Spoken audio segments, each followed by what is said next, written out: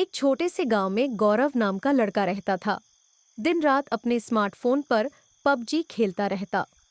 उसकी दादी पास आकर कहानियां सुनाने की कोशिश करती, लेकिन वो कहता, दादी, बाद में, और फिर से स्क्रीन में डूब जाता।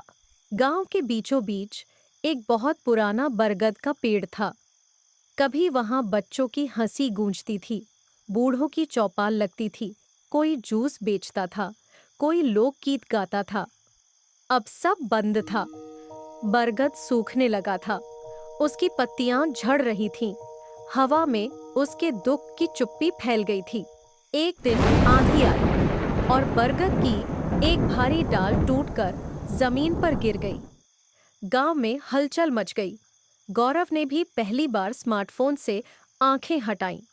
दादी बोली, पेड़ तन्हा हो गया है बेटा। जब से कहानियां बंद हुईं, वो भी बीमार पड़ गया। गौरव कुछ सोचने लगा। उसी रात गांव में बिजली चली गई। अंधेरे और सन्नाटे में उसने दादी से कहा, आज कहानी सुनाओ। दादी ने एक पुरानी कहानी सुनाई, एक ऐसे पेड़ की जो तब तक जीवित रहता था जब तक उसके नीचे लोग कहानियां कहते रहते।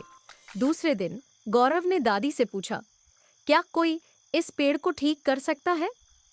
दादी ने धीरे से कहा, एक बूढ़ी औरत है, दूर नदी के पार एक पुराने मंदिर में रहती है। वहां तक नाव से जाना पड़ता है।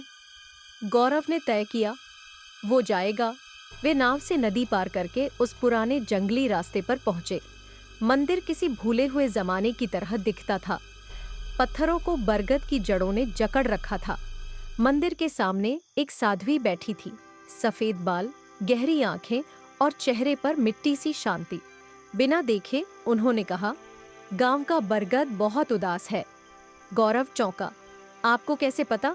वो मुस्कुराई। उसने खुद बताया। आप उसे ठीक कर सकती हैं? नहीं, उन्होंने कहा, तुम कर सकते हो। बरगद को दवा नहीं, कहानियां चाहिए। हंसी, गीत, बातें, वही उसका जल है। गौरव वापस आया। उस शाम उसने दादी से कहा, आओ पेड़ के नीचे बैठते हैं। दादी ने कहानी शुरू की। धीरे धीरे गांव वाले रुकने लगे, सुनने लगे। कोई बोतल में जूस लाया, कोई चटाई। बच्चों ने मोबाइल साइलेंट कर दिए।